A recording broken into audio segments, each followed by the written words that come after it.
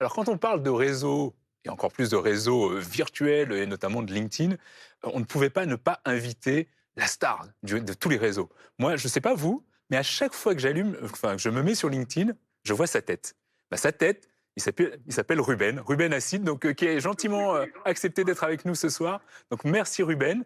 Le plus simple peut-être, c'est que tu te présentes au public pour les rares personnes qui ne t'auraient pas vu sur LinkedIn peut-être. Merci pour l'introduction. Alors, je passe pas beaucoup de temps sur le LinkedIn France. Il faut savoir que LinkedIn est très séparé entre français, le contenu en français et le contenu en anglais. Il y a encore des Français qui savent pas que je suis français, mais je crée du contenu autour de l'intelligence artificielle pour les personnes qui sont pas techniques, pour ces personnes qui ne codent pas, qui ne savent pas faire des intégrations, des API. Moi, je veux parler aux 800 millions d'utilisateurs, par exemple, de ChatGPT, qui l'utilisent tous les jours, mais qui veulent l'utiliser plus intelligemment. Oui, et donc j'ai vu que là, récemment, ça date de quelques jours, quelques heures, tu as dépassé les 600 000 utilisateurs sur LinkedIn. Comment on passe finalement c'est ce que tu mets sur ton profil, de 2000 à 600 000 en quoi, 2 ans?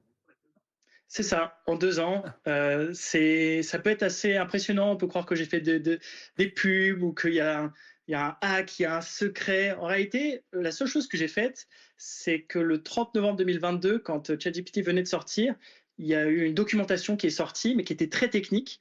Et en fait, j'ai pris le temps de lire intégralement cette documentation et d'en extraire uniquement les parties qui étaient intéressantes pour moi, pour les personnes qui n'étaient pas techniques. Donc, c'était notamment autour du prompt engineering. Et en fait, la seule question que je me posais, c'est comment est-ce que je peux créer des mini-cours que quelqu'un peut utiliser pour aller de A à Z, pour qu'il y ait une sorte de mini-transformation. Comment est-ce qu'on peut écrire euh, un prompt un peu mieux? Comment est-ce qu'on peut décrypter un papier académique qui va nous apprendre à mieux utiliser l'IA? Et en fait, je faisais ça tous les jours. Et maintenant, ça fait plus de 2 ans que j'écris quotidiennement tous mes posts moi-même.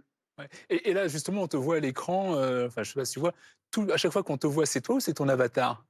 C'est- Alors, c'est intéressant parce que globalement, c'est moi, et là aujourd'hui, c'est moi. Mais je travaille avec Synthesia, qui est une boîte qui est basée à Londres, qui effectivement crée un avatar. Et en septembre, j'ai voulu créer une campagne pour voir si les gens allaient détecter si j'étais une IA ou non. Et pendant plus de 2 mois, j'ai fait une centaine de vidéos, plus de 60 millions de vues avec mon avatar. Alors, ce qu'il faut savoir, c'est que ce n'est pas mon avatar sur tout le long de la vidéo, parce que je pense qu'au bout d'un moment, on aurait un certain problème. Euh, Jusque-là, bientôt non. Mais les 3 premières secondes, quelques secondes au milieu de la vidéo et quelques secondes à la fin de la vidéo, c'était bien mon avatar. Même ma voix était effectivement clonée avec une autre IA qui s'appelle Eleven Labs. Ouais. Et donc là, tu es sûr que c'est toi, hein? Là, c'est moi. D'accord. Je peux essayer de faire des gestes. Non, C'est non, ça. pour moi, on est bon.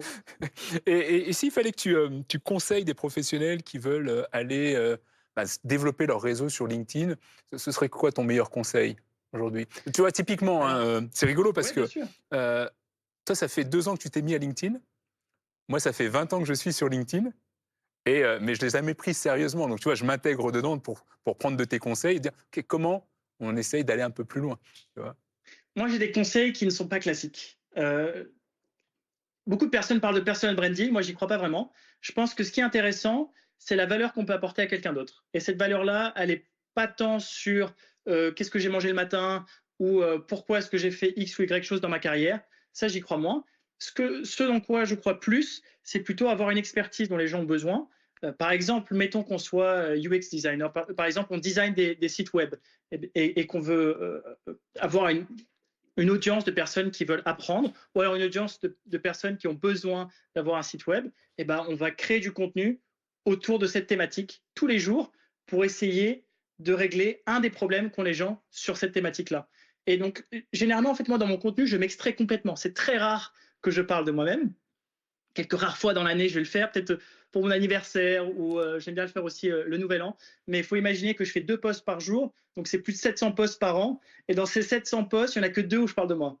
Et je pense que c'est ça la clé. Ça ne veut pas dire que mon contenu est complètement impersonnel, puisque je pense que n'importe quelle création, notamment autour de notre écriture ou de notre vidéo, eh bien, il y a de notre personne fatalement. Mais je pense qu'il faut traiter LinkedIn comme un endroit où on va vraiment montrer son expertise et comme une plateforme éducationnelle. On va essayer d'apprendre aux gens à faire certaines choses. Ce qui est aussi intéressant quand on a cette démarche, c'est que ça nous permet aussi de nous extraire de ce syndrome de l'imposteur aussi. Est-ce qu'on est la bonne personne pour faire cette chose-là? Et puis, je vais devoir parler de moi. Et puis, qu'est-ce qui va se passer avec ma famille quand elle va voir que je parle de moi? Moi, je préfère plutôt parler de mon expertise et parler aux gens qui ont besoin de cette expertise. OK. Et justement, donc tu dis, tu postes quand même 2 fois par jour et tu sais qu'on Oui. est donc dans Talent Augmenté et que la baseline de Talent Augmenté, c'est boostez-vous à l'IA. Comment tu as boosté ce post? Comment tu arrives à automatiser tout ça en utilisant l'IA pour, avoir cette cadence, en fait? Bien sûr. Alors, il y a plusieurs étapes dans la création de contenu. Il y a la recherche sur ce qui se passe. Ça peut être sur Reddit, sur Twitter, sur LinkedIn, toutes les sorties qui arrivent, toutes les démos qui arrivent. Ça, c'est une première chose. La deuxième chose, moi, j'utilise l'IA réellement pour son côté génératif. Et ça, je pense que c'est l'erreur que les gens font souvent avec l'IA. Ils pensent que l'IA doit prendre le jugement sur le bon choix. Je vais donner un exemple très simple. Quand on veut écrire un article et qu'on doit choisir, par exemple, le titre de cet article, eh bien, les personnes font généralement cette erreur de penser que l'IA est plus intelligente que n'importe qui, donc choisis le meilleur titre d'article pour mon article. Donc ça, c'est une manière intéressante de l'utiliser, mais c'est limité. Ce qui est plus intéressant, c'est d'utiliser le côté génératif. Donc on va demander plutôt à l'IA de générer 20, 30, 50, 100 titres d'articles en un instant. Et à l'intérieur de ces 100 titres d'articles, on va essayer ensuite de peaufiner. Ah, j'aime beaucoup le numéro 4, le numéro 26 et le numéro 34. Allons encore plus loin. Donc moi, c'est comme ça que j'utilise. En réalité, l'IA, ce qu'elle n'a pas, c'est le goût et l'expérience. Donc moi, c'est un peu comme un stagiaire. Je le force, en plus il travaille 24 heures sur 24, 5 jours sur 7. Je le On force à fera pas ça avec les générer stagiaires. énormément d'options. Et de ces options-là, je vais l'entraîner sur mon goût et mon expérience. J'ai beaucoup aimé ces options-là. Est-ce qu'on peut aller plus loin? Est-ce que tu peux essayer de me donner un autre angle? Est-ce que tu peux essayer de me donner l'angle inverse? Donc c'est vraiment dans sa faculté génératrice que j'y trouve mon compte.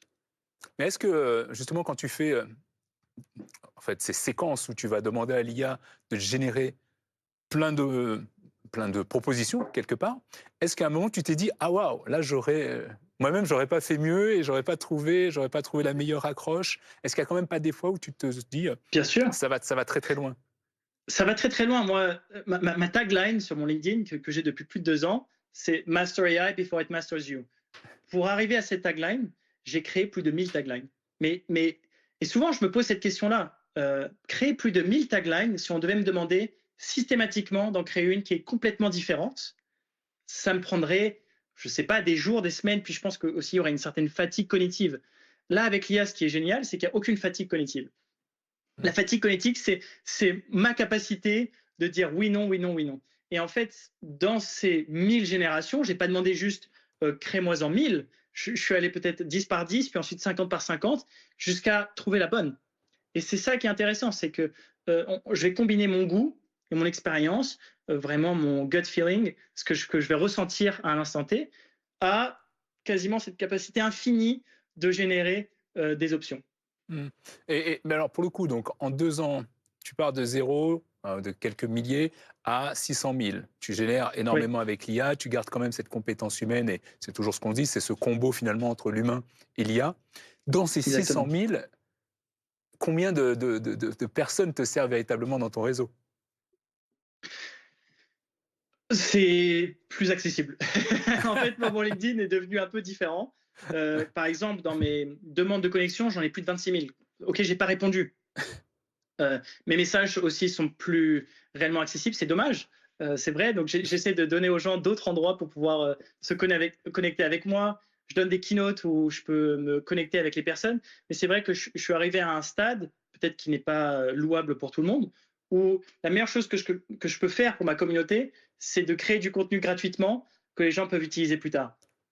Maintenant, il y a quand même eu cette étape entre zéro, je dirais 50 000, 100 000, où toutes les portes se sont ouvertes. Si je voulais me connecter avec quelqu'un, si je voulais parler avec quelqu'un, si je voulais parler avec d'autres créateurs, d'autres founders, qui étaient très intéressantes. Mais c'est sûr qu'à arriver à un certain stade, il y a d'autres problèmes qui se créent. Alors en très court, parce qu'on n'a plus beaucoup de temps, s'il fallait, parce qu'on a bien compris, hein, c'est humain avant et IA en support. S'il fallait développer une seule compétence humaine, une soft skills pour réussir sur les réseaux, ce serait laquelle selon toi? Le goût. Le goût? Très honnêtement, le goût, et en fait, je dirais que c'est même pas uniquement pour les réseaux sociaux, mais pour la plupart des compétences que je vois autour de moi. Je vais vous donner un autre exemple que celui des réseaux sociaux, qui est peut-être les plus parlants, que j'aime beaucoup utiliser. Il y a Midjourney, qui est la meilleure IA pour générer des images. Donc, n'importe qui peut créer des très belles images. On va plutôt parler de mood board, par exemple, d'un fashion show ou d'images artistiques réellement. Maintenant, les meilleures personnes qui utilisent Midjourney, les meilleurs artistes Midjourney, ce sont les creative directors. Donc, c'est-à-dire des personnes qui sont déjà entraînées pour voir 1000 images, voire 10 000 images d'un shooting photo et de se dire, bah, sur ces 1000 images, il y a ces 5-là qui sont intéressantes et je pense qu'on peut même développer un concept autour de ces 5-là. On peut même créer une campagne autour de ces 5-là. Donc, cette capacité à avoir du goût au travers de son expérience, c'est ça qui réellement définit un bon Bah, utilisateur d'un mauvais utilisateur. Maintenant, j'aime si beaucoup. aujourd'hui Ouais. vous n'avez pas Ouais, encore de goût sur cette ouais. faculté, c'est pas grave. Vous pouvez le développer avec l'IA et au travers de vos expériences humaines. Bah, c'est une bonne touche pour terminer cette interview, parce qu'effectivement, tu n'es pas souvent sur la France, mais en France, on aime le bon goût. En tout cas, donc, on retiendra de ça. Donc, pour se développer, développer votre goût. Merci en tout cas Exactement. infiniment